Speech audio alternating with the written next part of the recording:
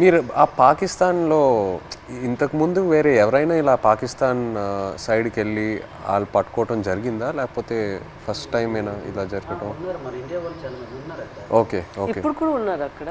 అప్పుడు ఉన్నారు, ఇప్పుడు ఉన్నారో లేదో తెలియదు కానీ మీరు అప్పుడు ఉన్నప్పుడు అక్కడ మీరు వెళ్ళి ముందే అరెస్ట్ అయ్యి ముందే ఉన్నారు అక్కడ. తీసుకెళ్ళేటప్పటికి మేము ఏడుస్తున్నాం అక్కడ. ఏడుస్తుంటే వాళ్ళు మాకు బుద్ధిరిస్తుంటారు, పళ్ళకోయండి అదేటి ఇదేటని. వాళ్ళు అన్నారు మాకే సంవత్సరం 2 సంవత్సరాలు అయింది మేము వెళ్ళట్లేదు అని మరి కొద్దిగా ఏడ్చేస్తున్నాము మేము. వాళ్ళు సంవత్సరంన్నర ఒక్కొక్కరు ఒక్కొక్క కారణం. అంటే ఆధార్ కార్డులు పేర్లు రాంగు, ఒక్కొక్క పేరు అంటే ఒక బోట్లో 9 మంది ఉంటారు. వాళ్ళకి ఏదో అర్జెంట్ పని నుండి వెళ్ళిపోతారు వాళ్ళు. అంటే టిక్ పాస్లో పేరు ఉండాలి. ఎవరు కలాసి వచ్చారనుకో టిక్ పాస్ ఆఫీస్కి వెళ్ళి పేరు రప్పించుకోవాలి. పలానా రామారావు, పలానా రాంబాబు అని. అది ఎవరు వెళ్ళిపోతే వాళ్ళ పేరు ఏం చెప్పేశాడు అక్కడ. మన ఇండియా నుండి హై కమిషనర్ వచ్చేటప్పుడు కొన్ని పేర్లు రాంగ్ చెప్పేస్తారు అలా. దానివల్ల ఆయన ఉండిపోయారంట అక్కడ. ఆయన చెప్పడం మరికొద్దిగా ఏడుపు వచ్చింది మాకు. చాలా బాధ అనిపించింది. ఆ నైట్ భోజనం కూడా మానేసాం. మెల్లిగా అలాగ రోజులు గడిచిన కొద్ది అలాగ ఇదైంది. అక్కడ జైల్లో అంటే మీరు ఏం చేసేవాళ్ళు? రోజు ఏదైనా ఫ్రీడమ్ ఇచ్చేవాళ్ళ లేకపోతే సెల్లోనే ఉండేవారా? ఏం చేసేవాళ్ళు? అంటే తెల్లారితే వచ్చేవారు కానిస్టేబుల్ పోలీస్ పాకిస్తాను లేపి మొక్కలకి నీళ్ళ గంట పోసేవాళ్ళం. ఓకే. తర్వాత గడ్డి గంట తెంపేవాళ్ళం. గడ్డి తర్వాత గార్డెనింగ్ అని వాళ్ళు పాకిస్తాన్ ఖైదీలతో నీళ్ళు జల్లిస్తారు. వాళ్ళు జల్లిసి కర్రకి గోనకి చుట్టేసి అలాగా అలికినట్టుగా తలా పేసినట్టు చేపిస్తారు. మాకు నీళ్ళు మోయమంటారు మాకు. ఆ నీళ్ళు మోస్తాం 1-2 గంటల పని ఉంటుంది. మళ్ళీ లోపల తీసుకెళ్ళి తాళాలు వేసేస్తారు. ఇప్పుడు మీరు ఒకవేళ ఇంట్లో వాళ్ళతో మాట్లాడాలంటే ఉత్తరాల వైపే మీకు కమ్యూనికేషనా లేకపోతే సెల్ ఫోన్తో? ఫోన్ ఏం లేదు, ఓన్లీ ఉత్తరాల వైపే. అండ్ అది పంపించడానికి ఎంతసేపు పట్టేది? మీరు ఒకసారి రాసిన తర్వాత ఉత్తరం రాసిన తర్వాత వెళ్ళి మచిలీపట్నం చేరడానికి ఎంత టైం పట్టేది? అంటే మేము దొరికిన తర్వాత వాళ్ళు ఇండియా వాళ్ళు ఉన్నారు దాంట్లో. ఉత్తరాలు కూడా మేము అదే 1-2 నెలలకి ఒక్కొక్కసారి లేట్ అయితే 3 నెలలు కూడా వస్తుందని చెప్పారు. మేము కూడా లెటర్లో రాసాం ఇలా అనుకోండి. అంటే ఏట పూర్తి అయిపోయింది. అదే రోజు తెల్లారిసరికి వచ్చే టైంకి అనుకోకుండా దొరికిపోయాం. ఇలా జరిగింది. ఒక పక్క బాధగున్నా లోపల దిగుమింగుకొని మీరు శుభ్రంగా ఉండండి అని వాళ్ళకి చెప్పాం. అప్పుడు ఇప్పుడు ప్రెగ్నెంట్ అప్పుడు అదే ఏట రావాలనుకుంటాను ఊరి. నేను ఇంకా వచ్చి రావాలనుకుంటా ఇంకా దొరికిపోయింది. లెటర్లో మాకు జాగ్రత్త చెప్తూ వాళ్ళ పడే ఆవేదన కూడా మాకు కనిపించింది లెటర్. జాగ్రత్తగా ఉండండి, ఇక్కడ మాకేం పర్వాలేదు కానీ వెళ్ళి పోరాటం చేయండి అంటే అక్కడ ఏంటంటే జాగ్రత్తగా ఉండండి వెళ్ళి పోరాటం చేయమంటే మాకు ధైర్యం చెప్తూ వాళ్ళకి బయటికి తీసుకురావడానికి పోరాటం చేయండి నేను ఒక ఆవేదన అనేది కనిపించేది మాకైతే. ప్రెగ్నెన్సీ కదా అయినా సరే ధైర్యం చేసి వెళ్ళేదాన్ని. ఎక్కడ పొలిటీషియన్ మీటింగ్లు ఉన్నా సరే వెళ్ళేది. ఏమో సింపతి ఉంటుందేమో, అరే ప్రెగ్నెన్సీ కదా లేడీ కదా పాప మా వాళ్ళ హస్బెండ్ దొరికిపోయారు అనేసి ఒక సింపతి ఉంటుందని ధైర్యం చేసి వెళ్ళిపోయేదాన్ని. ఓహో, మీరు వెళ్ళిపోయారు. నేను వెళ్ళిపోయేదాన్ని. తను ఆల్ ద పొలిటికల్ అన్ని దగ్గరికి వెళ్ళిపోయేదాన్ని. అందరూ మీ హస్బెండా కడుపుతూ ఉన్నావా అయ్యో పాపం అనేవారు. ఏమో సింపతి ఉంటుంది కదా సార్. అంటే వీళ్ళకి అక్కడికి తీసుకెళ్దాం, ఢిల్లీ వరకైనా తీసుకెళ్దాం అంటే సింపతి ఉంటుందేమో అనేసి నేను గర్భవతితో ఉన్నప్పుడు కూడా వెళ్ళేదాన్ని. 9 months వరకు నేను డెలివరీ ముందు వరకు కూడా నేను పోరాటం చేశాను వాళ్ళు రావాలని. సో మీరు అక్కడ ఆంధ్రాలో తిరిగారు, ఇలా పొలిటికల్ మీటింగ్స్ ఏదైనా ఉంటే ఆ తర్వాత గుజరాత్ వరకు కూడా వెళ్ళారు కదా? ఢిల్లీ వరకు వెళ్ళారు. గుజరాత్కి వెళ్ళా స్టేట్ దగ్గర ఢిల్లీ వరకు వెళ్ళారు. స్టేట్లకి ఫోన్ల వరకే, గుజరాత్ వెళ్ళలేదు. డెలివరీ అయిపోయిన తర్వాత 20 days పాపకి ఇంటి దగ్గర వదిలేసి దాన్ని ఢిల్లీ వెళ్ళాం. ఢిల్లీ వెళ్ళిన తర్వాత అంటే అందరూ అనేవారు, ఇతను కూడా లెటర్లో రాశారు ఢిల్లీ వెళ్ళండి, ఢిల్లీ వెళ్తే మనకి వచ్చే అవకాశాలు ఉన్నాయని ఇతను లెటర్లో రాసేవారు అనమాట రామారావు గారు. సరేలే ఢిల్లీ కొంచెం అది పేద పరిస్థితి కదా సార్. ఢిల్లీ అంటే మాకు తెలియదు, భాష తెలియదు, ఎలాగెళ్ళాలో తెలియదు. అలాగ ఉన్నప్పుడు కొంతమంది పొలిటీషియన్ వచ్చి ఇలాగ రండి అక్కడ మీకు పని జరుగుతుంది ఏం అవ్వదు గైడ్ చేయడానికి ఒక అతను వచ్చి వెళ్ళండి అంటే సరేలే ఇంత పోరాటం చేస్తే ఇదే చేయలేమా అనేసి ధైర్యం చేసి వెళ్ళాం ఢిల్లీ. వెళ్ళిన తర్వాత అక్కడే ఢిల్లీ వెళ్ళిన తర్వాతే వీళ్ళు బయటకు వచ్చారు. అంతవరకు ఆ 14 నెలలు అక్కడే ఉన్నారు. అతను అంబాసిడర్తో అక్కడ అంబాసిడర్తో మాట్లాడడం కానీ ఉన్నారనడం కానీ మెయిన్ మాకు బాధ కలిగించింది ఏంటంటే పుల్వామా దాడి.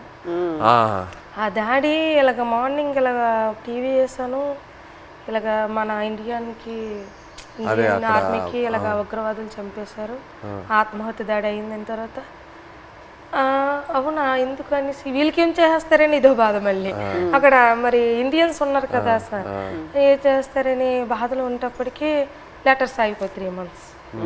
వచ్చిన లెటర్స్ బాగానే వచ్చి పుల్వామా దాడికి పుల్వామా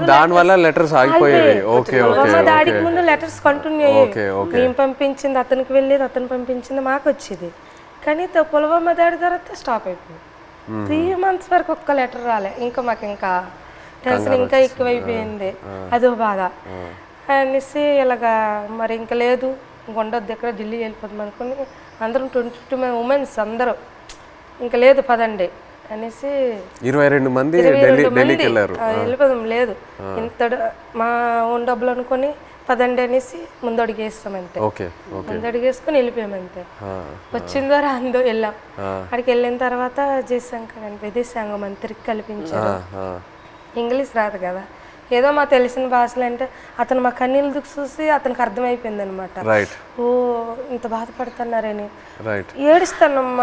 మా ఆవేదన చెప్తూ మా కళ్ళని నీరు వచ్చేస్తుంది. అది చూసి పాపం అతను తట్టుకోలేకపోయారు. వెంటనే ఫోన్ పాకిస్తాన్ చేశారు. మన ఇండియా అంబాసిడర్ చేసిన తర్వాత పర్లేదు ఉన్నారు, ఇలాగ వస్తారు అని చెప్పారు. జనవరి కల్లా వచ్చేస్తారు అన్నారు. మా దగ్గర చెప్పారు జనవరి కల్లా వచ్చేస్తారు, రాకపోతే మీకే పాకిస్తాన్ నేను తీసుకెళ్తాను, నేను భరోసా ఇస్తానని మాట ఇచ్చిన తర్వాత అప్పుడు ఇంకా హ్యాపీ అంతే. అతను అన్నట్టు జనవరి కల్లా మాకు ఫస్ట్ కల్లా అక్కడి నుంచి లిస్ట్ వస్తుంది అనమాట. గనగల రామారావుకి వాళ్ళ భాష వేరే కదా సార్, గనగల రామారావు గుణగల్ల రామారావు, కేసమర్రికి కసమర్రయ్య అన్నట్టు పేరు. మీ పేరు కరెక్ట్ గా సార్, ఆ లిస్ట్ కూడా రాంగ్ వచ్చింది అనమాట. గనగల రామారావుకి గంగల రామారావు. సో మీరు కన్ఫ్యూజ్ అయిపోయారా ఎవరు అక్కడ ఎవరు ఉన్నారు ఏంటి? సరేలే అది ఉర్దూ భాష కదా ఏమో ఇలాగ తెలుగు ఇలాగ రాశారేమో అని మాకు మేము ఆలోచించుకున్నా వచ్చేస్తారు అన్నట్టు. మీకు ఆ టైంలో ఎలా అనిపించింది? సడన్ గా భయం వేసింది. పేరు డిఫరెంట్గా ఉన్నప్పుడు 22 మందిలో 21 మంది వెళ్ళిపోయి నన్ను వదిలేస్తారేటని ఒక ఇది. వీళ్ళు కావాలని వాళ్ళకి రాస్తారేటో చెప్పలేం. పాకిస్తాన్ మీ పేరే తప్పేశారా?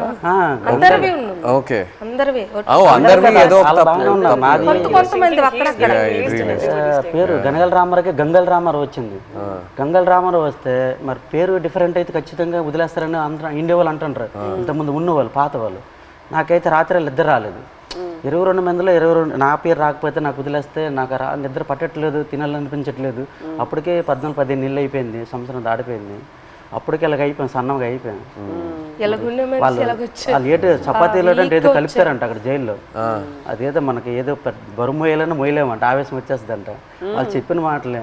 అప్పటికే సన్నంగా అయిపోయాను. తర్వాత నోటంటే కూడా బ్లడ్ వచ్చేస్తుంది. ఏమంటే టెస్టులు చేస్తే వేడి వల్ల అన్నారు, ప్రాబ్లం లేదంటే కొద్దిగా ఆపేయకుండా ఉన్నారు. అలాంటి చాలా భయం వేసేది. అలాగే పుల్వామా టైంలో మీరు అక్కడ ఒక కన్ఫ్యూషన్ లాగా ఏమైనా అయిపోయిందా మీకు? అయిపోయింది. మరి ఏదో వేరే సెల్లో పెట్టేవారంట అక్కడ, ఏదైనా బయట ప్రమాదం ఏదైనా జరిగితే. అంటే బీహార్ జైల్లో ఒక పాకిస్తాన్ ఖైదీకి ఇండియా వాడు చంపేశారని తెలిసింది మాకు. అక్కడ జైల్లో టీవీ ఉంది మాకు చూస్తుండగా.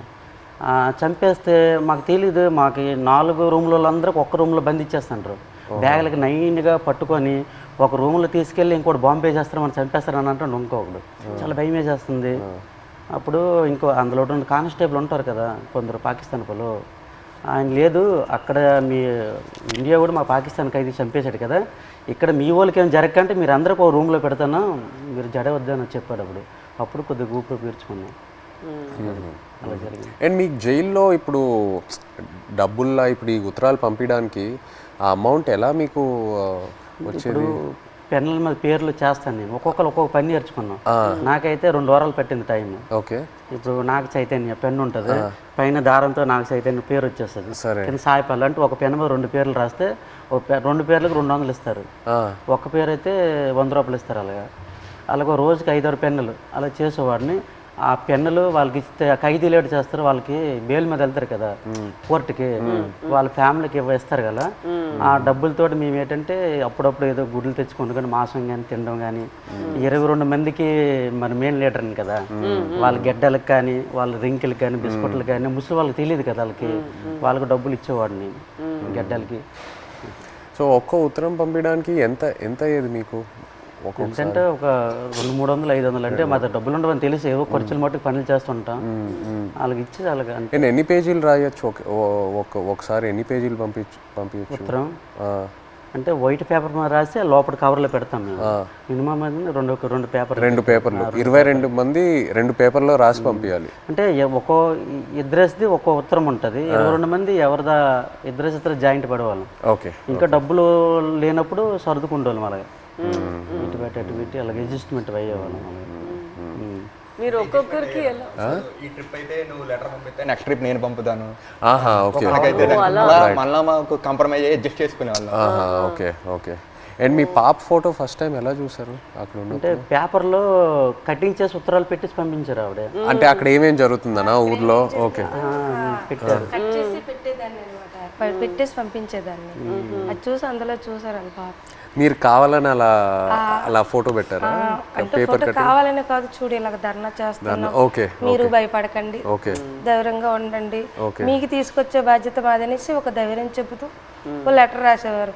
ఇక్కడ మేము భయపడే వాళ్ళకి భయపెట్టిస్తే వాళ్ళు ఇంకా భయపెట్టేస్తారు కదా అనేసి ఒక పోరాటం చేస్తాను, మీరు జడకండి ధర్నాలు చేస్తాను అనుకుని పాప ఫోటో కట్ చేసి పెట్టేసి పంపించారు. జైల్లో అయితే చాలా బాధ. అంటే ఆ పాకిస్తాన్ ఖైదీలకి పడుకుని పెట్టి చెట్ట పైకి ఎత్తేసి పట్టుకొని పెద్ద బెల్ట్ ఉంటుంది, ఇలాగ బాధేసేవారు.